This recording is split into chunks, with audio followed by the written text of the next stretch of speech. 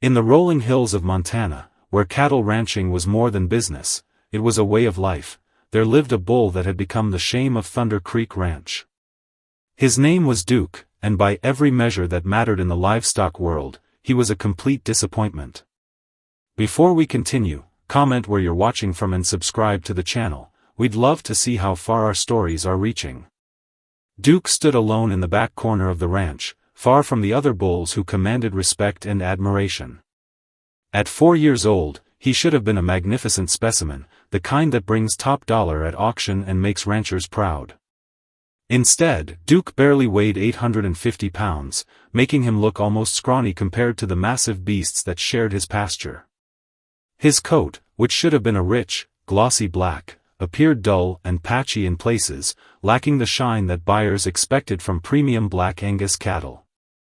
The ranch belonged to Harrison "Tank" Williams, a man whose reputation for producing champion bulls stretched across 3 states.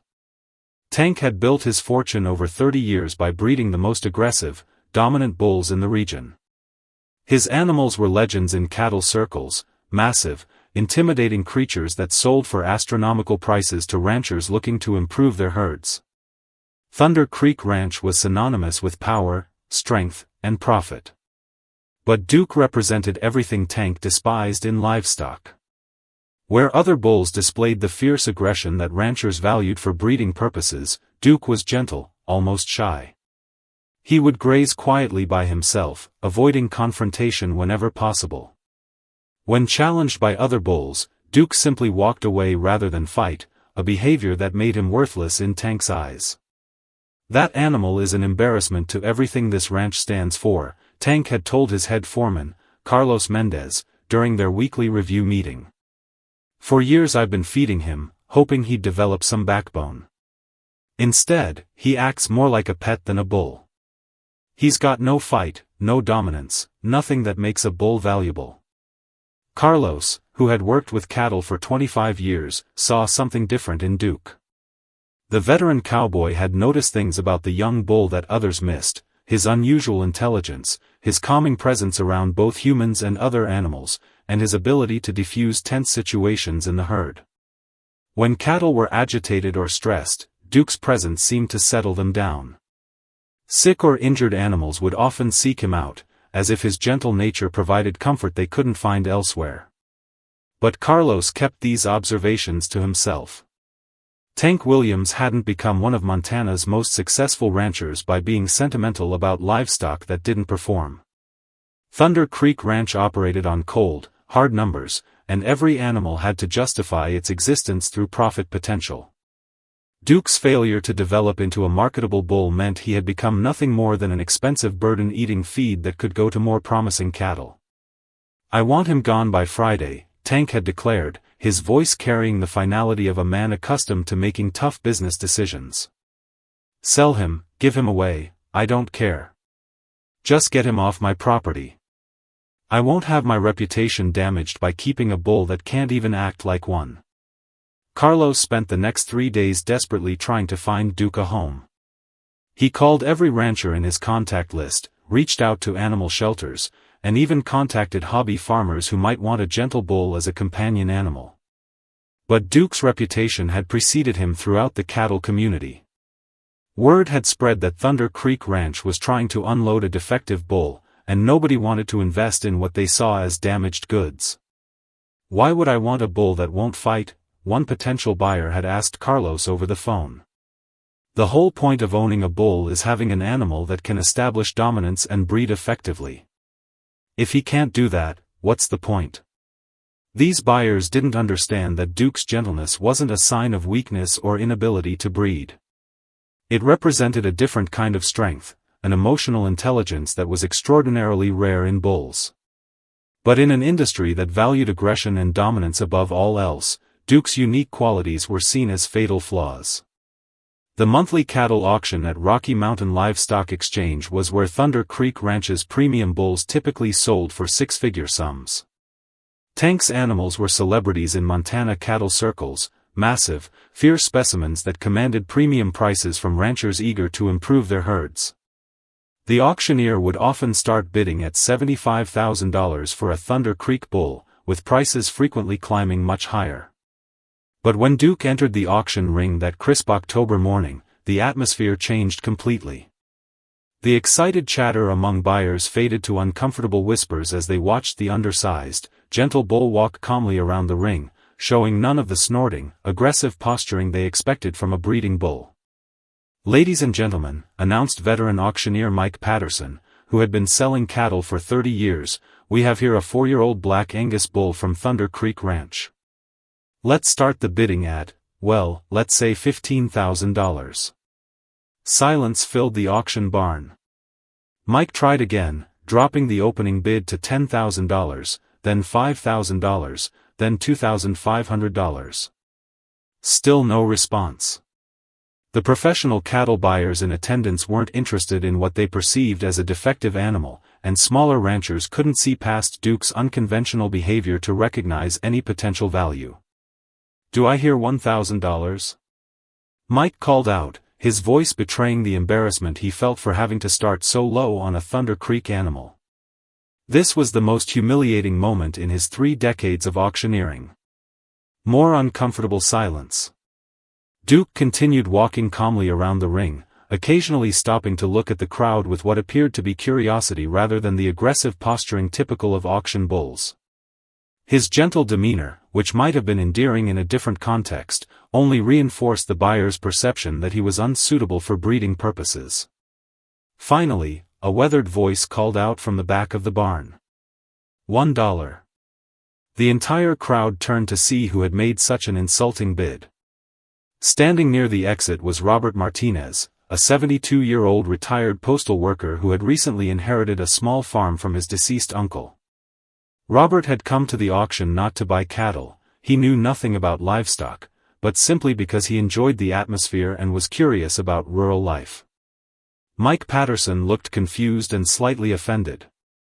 In his entire career, no one had ever bid just $1 on any animal, let alone one from a prestigious operation like Thunder Creek Ranch.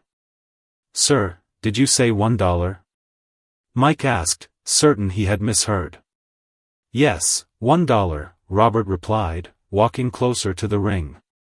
Something about Duke had touched him. The bull's calm, gentle presence reminded him of a dog he had loved as a child, a gentle giant that everyone had initially feared but who turned out to be the sweetest animal he'd ever known. The silence in the barn was deafening. Tank Williams, watching from the owner's section, felt his face burn with humiliation and rage. Having one of his bulls sell for a single dollar was the most embarrassing moment of his professional career. 3 decades of building a reputation for producing premium livestock, and now this. Going once for $1, Mike called out, desperately hoping someone would make a real bid and save him from this unprecedented embarrassment. Going twice. No one else spoke up. The professional buyers weren't about to waste money on what they considered a worthless animal, even for such a trivial amount. Sold for $1 to the gentleman in the brown jacket. And just like that, Duke became the cheapest bull ever sold at Rocky Mountain Livestock Exchange. The crowd began to disperse, many shaking their heads in disbelief or chuckling at what they saw as either a joke or an act of pity. Robert Martinez drove his old Ford pickup home with Duke secured in a borrowed livestock trailer, still unable to believe what he had done. At 72 years old, with no experience in cattle ranching, he had just bought a bull for the price of a candy bar. His small farm consisted of just 12 acres that he had inherited 6 months earlier, a modest house, a weathered barn, and several fenced pastures that had been empty since his uncle's death. Robert had been considering selling the property and moving back to the city, but something about the peaceful rural setting had made him want to try country living. Now, as he drove through the Montana countryside with a bull in his trailer, he wondered if he had made a terrible mistake. "Well, Duke," Robert said as he helped unload the bull into one of the pastures, "I guess we're both starting over." Duke stepped calmly out of the trailer and immediately began exploring his new surroundings. Unlike the crowded, competitive environment at Thunder Creek Ranch, this place was quiet and stress-free. There were no other bulls to compete with, no constant pressure to prove himself. Duke seemed to sense the difference immediately, lowering his head to graze contentedly in grass that was softer and more abundant than anything he had experienced before. The gentle bull who had been worth only $1 was about to prove that true value can't be measured by conventional standards. But nobody, not Robert, not the auction house, and certainly not Tank Williams, could have predicted the extraordinary journey that was about to begin. Robert spent the first few days simply watching Duke, trying to understand what he had gotten himself into. He had bought books about cattle care from the local feed store and called Dr. Sarah Chen, the area veterinarian, to come examine his unusual purchase. What Dr. Chen discovered surprised her completely. "Mr. Martinez," she said after completing her thorough examination, "this bull is actually in excellent health. His smaller size isn't due to illness or poor genetics. It appears to be the result of chronic stress and competition for resources. In a calmer environment with proper nutrition, he could develop quite well." Robert looked confused. But everyone at the auction acted like he was completely worthless. Dr. Chen smiled knowingly. The cattle industry tends to value certain traits: size, aggression, dominance. But those aren't the only measures of a good bull. This one shows remarkable intelligence and a calm temperament that could be incredibly valuable in the right circumstances. As the weeks passed, something extraordinary began happening. Duke started gaining weight and muscle mass at an impressive rate. Without the constant stress of competing with larger, more aggressive bulls, he was able to eat peacefully and develop the physical presence that had eluded him at Thunder Creek Ranch. But more importantly, Duke began displaying qualities that Robert had never expected from a bull. The animal seemed to understand that Robert was elderly and moved carefully around him, never showing the unpredictable behavior that made most bulls dangerous to be near. When Robert worked in his vegetable garden, Duke would often graze nearby, as if keeping him company. Most remarkably, Duke appeared to be protective of his new owner, positioning himself between Robert and any strangers who visited the farm. Robert's neighbor, Elena Vasquez, was the first to notice Duke's unusual behavior. Elena owned a small horse ranch next door and had been concerned when she learned that her elderly neighbor had acquired a bull. "Robert, you need to be careful," she had warned during their first conversation after his purchase. "Bulls are unpredictable animals, especially around older people. One wrong move and you could get seriously hurt." But when Elena came to check on Robert one afternoon and found him working in his garden with Duke grazing peacefully just a few feet away, she was amazed. The bull's behavior defied everything she knew about cattle. "I've been around livestock my whole life," she told her husband that evening, "and I've never seen anything like it. That bull acts more like a loyal dog than a typical farm animal. He actually seems to be watching out for Robert." Word of the unusual partnership between the elderly man and his gentle bull began spreading through their rural community. People would drive by Robert's farm just to witness the sight of man and bull working together in perfect harmony. Local farmers, many of whom had dismissed Duke as worthless at the auction, began taking notice. The transformation wasn't just in Duke's physical condition, it was in Robert's life as well. The retired postal worker had been lonely since his wife's death 3 years earlier, and inheriting his uncle's farm had been an attempt to find purpose in his remaining years. Duke had given him exactly that. "You know something, Duke?" Robert said one evening as he brought the bull his dinner, "I think we both ended up exactly where we needed to be." Robert began keeping a daily journal, documenting Duke's progress with photographs and detailed observations. He was fascinated by the bull's intelligence and gentle nature, qualities that seemed to contradict everything he had read about typical cattle behavior. Duke would come when called, appeared to understand simple commands, and displayed an emotional sensitivity that Robert found remarkable. The most extraordinary example of Duke's unique character came on a warm Tuesday afternoon when Robert suffered a dizzy spell while working in his garden.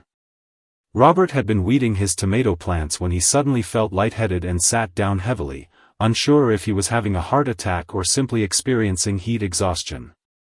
Duke, who had been grazing about 50 feet away, immediately noticed something was wrong.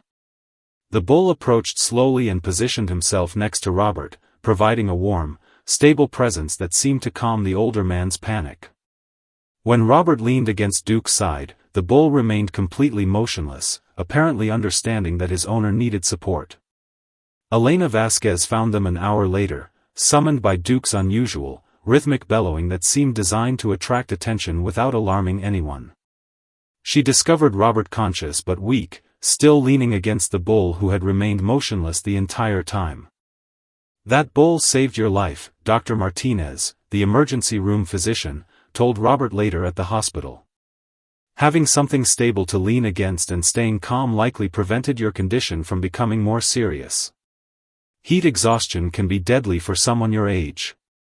The story of how Duke had helped during Robert's medical emergency spread throughout their small Montana town. People who had heard about the worthless $1 bull began seeing him in a completely different light. The local newspaper, the Clearwater County Tribune, sent a reporter to investigate what was becoming known as the Miracle Bull story. Janet Rodriguez, a livestock reporter who had covered agricultural stories for 15 years, arrived at Robert's farm expecting to find a cute but minor human interest story. What she discovered challenged everything she thought she knew about cattle behavior. "Mr. Martinez," Janet said as she set up her camera equipment in Robert's pasture, "I have to admit, when I first heard about your bull, I thought this would be a simple story about an old man and his pet. But watching Duke interact with you, I'm seeing behavior I've never witnessed in any bull before." Robert smiled as Duke approached them calmly, showing none of the wariness that most bulls displayed around strangers. "Duke's special, that's for sure. But I think maybe people just haven't given bulls like him a chance before." Janet had arrived expecting to spend an hour gathering material for a weekend feature story. Instead, she found herself documenting behavior that seemed to contradict established understanding of cattle psychology. Duke demonstrated problem-solving abilities, emotional intelligence, and a level of human-animal bonding that she had only seen in domestic pets. "Watch this," Robert said, walking to the far end of the pasture. "Duke, come here, boy." The bull immediately stopped grazing and walked directly to Robert, showing the kind of responsive behavior typically associated with dogs rather than livestock. But what impressed Janet even more was Duke's obvious awareness of Robert's physical limitations. The bull moved slowly and carefully, seeming to understand that his elderly owner couldn't move as quickly or steadily as a younger person. Janet spent 4 hours at the farm, conducting her interview and filming Duke's remarkable behavior. What she captured on video would soon change both their lives in ways none of them could have anticipated. "Mr. Martinez," Janet said as she packed up her equipment, "I think your story is much bigger than just a local interest piece. Would you mind if I share this footage with some colleagues who specialize in animal behavior research?" Robert agreed readily, thinking it might help other people understand that gentle bulls like Duke deserved better treatment than they typically received in the agricultural industry. Janet's first call was to Dr. Linda Foster, a renowned animal behaviorist at Montana State University who had spent decades studying cattle intelligence and social structures. Dr. Foster had published numerous papers challenging the traditional view of cattle as simple, instinct-driven animals. "Linda, you need to see this footage," Janet said when she reached Dr. Foster. "I found a bull displaying behavior I've never encountered before." Dr. Foster agreed to review the video, expecting to see typical human-animal bonding that had been misinterpreted by non-experts.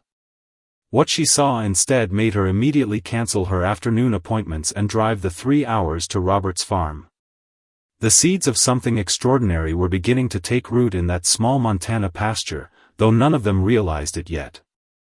Dr. Linda Foster arrived at Robert's farm on a crisp Thursday morning, her scientific skepticism warring with the curiosity that Janet's video had sparked.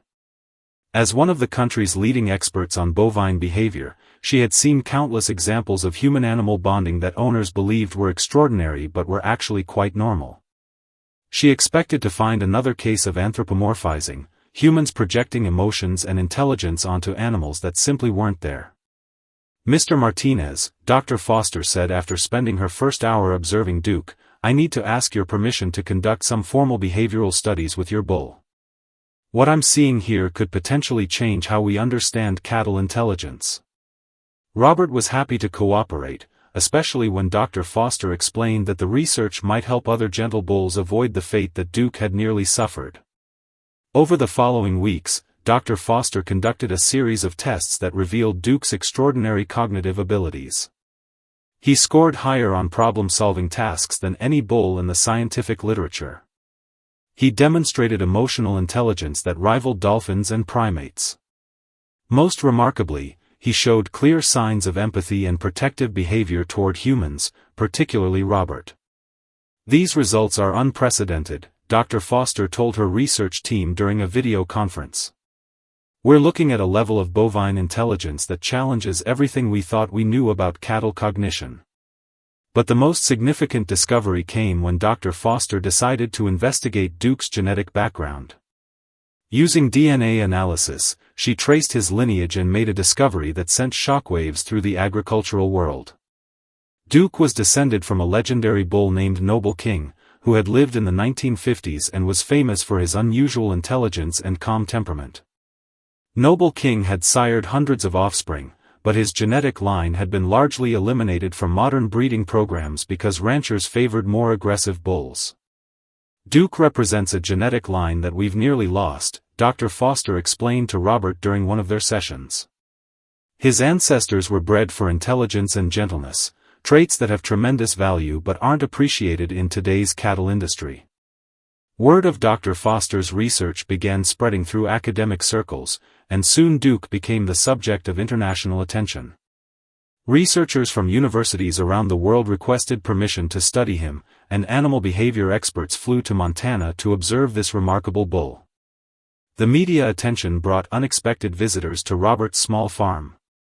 Representatives from major cattle operations, including Tank Williams from Thunder Creek Ranch, arrived hoping to purchase Duke or acquire breeding rights. The offers were staggering, some reaching into the hundreds of thousands of dollars. Mr. Martinez, Tank said during his uncomfortable visit, his voice thick with barely contained anger at having missed out on such a valuable animal, I'll offer you $750,000 for that bull right now. Robert looked at Duke, who was grazing peacefully nearby, then back at Tank. Mr. Williams, with all due respect, Duke isn't for sale. He's not livestock to me anymore. He's family.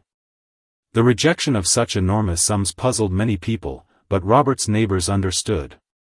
They had witnessed the bond between the elderly man and his gentle bull, and they knew that some things were worth more than money. Dr. Foster's research culminated in a groundbreaking paper titled, Emotional Intelligence in Bovines, a case study in genetic preservation. The paper, published in the Journal of Animal Behavior, documented Duke's extraordinary abilities and argued for a fundamental shift in how the cattle industry evaluated breeding stock. We've been selecting for the wrong traits, Dr. Foster concluded in her paper. Intelligence, empathy, and gentleness aren't weaknesses in cattle. They're strengths that we've systematically eliminated from our herds. Duke represents what we've lost and what we could regain if we change our approach to breeding. The publication of Dr. Foster's research created a sensation in agricultural circles. Cattle ranchers around the world began reassessing their breeding programs, looking for bulls that had been overlooked because they didn't fit traditional aggressive stereotypes. The response was particularly strong among younger ranchers who were interested in more humane and sustainable farming practices. But perhaps the most meaningful response came from an unexpected source: children. Schools began bringing students to visit Robert's farm to meet Duke and learn about animal intelligence and kindness. Duke seemed to understand his role as an educator, remaining calm and gentle with even the youngest visitors. He's teaching them that being different doesn't mean being less valuable, Robert observed as he watched a group of elementary students carefully pet Duke's massive head. Maybe that's the most important lesson of all. The transformation was most dramatic at Rocky Mountain Livestock Exchange, the same auction house where Duke had sold for $1. Auctioneer Mike Patterson, who had been embarrassed by that historic low bid, now found himself fielding calls from ranchers specifically looking for gentle, intelligent bulls. "It's the most amazing thing I've ever seen in 30 years of selling cattle," Mike told reporters. 6 months ago, nobody wanted a calm bull. Now they're the hottest commodity in the livestock business. I've got buyers flying in from 3 countries looking for Duke's relatives. Carlos Mendez, the foreman who had tried so hard to find Duke a good home, was vindicated in ways he had never imagined. Tank Williams, faced with plummeting demand for his aggressive bulls and skyrocketing interest in gentler animals, was forced to completely rethink his breeding program. "Carlos," Tank said during a tense meeting in his office, "I need you to track down every bull we've sold off for being too gentle. I want them back." "Sir," Carlos replied with barely concealed satisfaction, "most of those bulls were sold for slaughter or ended up at small farms. Finding them won't be easy, and buying them back is going to cost a fortune." Tank's empire, built on producing aggressive bulls, was suddenly obsolete. Ranchers who had once paid premium prices for Thunder Creek Ranch bulls were now demanding animals with Duke's characteristics. The irony wasn't lost on anyone in the industry. The bull that had nearly destroyed Tank's reputation was now the model for success. Within 6 months of Dr. Foster's paper being published, Duke had inadvertently started what agricultural journalists dubbed the Gentle Revolution. The economic implications were staggering. Ranches that embraced the new breeding philosophy found that their gentle, intelligent bulls produced calmer herds that were easier to manage, suffered fewer stress-related illnesses, and produced higher quality meat. The financial benefits quickly convinced skeptics who might have dismissed the movement as sentimental. Dr. Foster had expanded her research far beyond studying Duke alone. She established the Gentle Genetics Project, a nationwide effort to identify and preserve cattle bloodlines that carried traits for intelligence and gentleness. The project was funded by a coalition of progressive ranchers who had recognized the value of Duke's characteristics. "We estimate that over the past 50 years, we've eliminated approximately 80% of the genetic diversity that produces bulls like Duke," Dr. Foster explained at a major agricultural conference. "We're in a race against time to preserve these bloodlines before they're lost forever." The bull who had been rejected for a single dollar had sparked a revolution that would transform an entire industry. Robert Martinez found himself at the center of this agricultural revolution, though he never sought the attention. Reporters, researchers, and cattle buyers made pilgrimages to his small farm to see Duke and learn about the new paradigm in cattle breeding. The quiet retirement he had planned had been replaced by something far more meaningful. "I keep telling people that Duke isn't unique because he's magical," Robert explained to a group of visiting ranchers gathered in his pasture. "He's unique because he was given the chance to show what he could do. How many other Dukes are out there being overlooked because they don't fit the old expectations?" The international attention brought some unexpected challenges. Animal rights activists, initially supportive of Duke's story, began demanding that he be released to a sanctuary rather than remaining on a working farm. Robert found himself defending his relationship with Duke to people who believed that no human should own such an intelligent animal. "Duke chooses to be here," Robert explained to protesters who had gathered at his farm gate. "He has 12 acres to roam freely. He's never confined, and he can interact with visitors or retreat to privacy as he chooses. This isn't ownership, it's partnership." The controversy intensified when a radical animal rights group attempted to liberate Duke by cutting his fence and trying to load him into a trailer. Duke's response surprised everyone. He refused to leave Robert's property and became protective when strangers tried to force him into their vehicle. The incident was captured on security cameras and only strengthened public support for Robert and Duke's relationship. As Duke's 5th birthday approached, exactly 2 years after his purchase for $1, Robert organized a celebration that drew thousands of visitors to his small farm. Agricultural leaders, researchers, families, and children came to honor the bull who had changed an entire industry.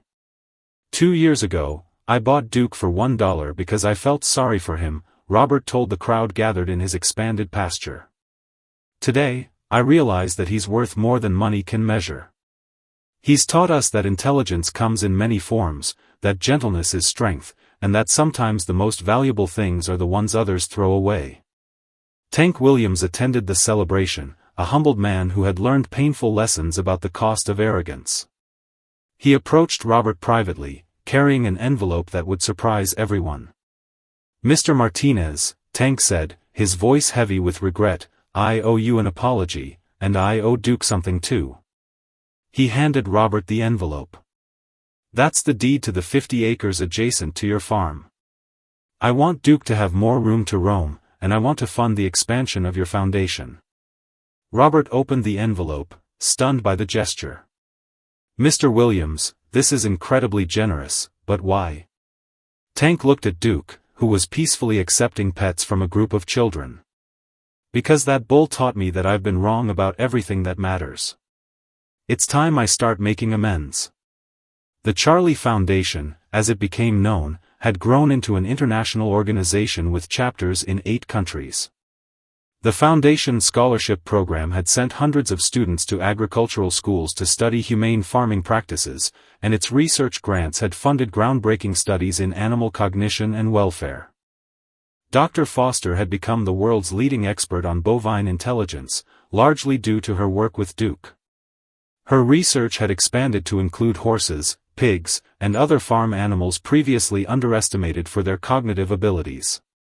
The Gentle Genetics Project had successfully identified and preserved dozens of endangered bloodlines with traits for intelligence and docility. Duke saved more than just his own genetic line, Dr. Foster explained in her latest book, The Duke Effect: Rediscovering Animal Intelligence. He saved the concept that intelligence and gentleness are valuable traits worth preserving in our agricultural animals. The economic impact of the Gentle Revolution had exceeded all predictions. Ranches worldwide reported that gentle, intelligent cattle were not only easier to manage but produced superior results in every measurable category. Stress-related diseases dropped dramatically, meat quality improved, and handling costs decreased significantly when cattle were calm and cooperative rather than fearful and aggressive. The most profound changes, however, were in the children who had visited Duke over the years.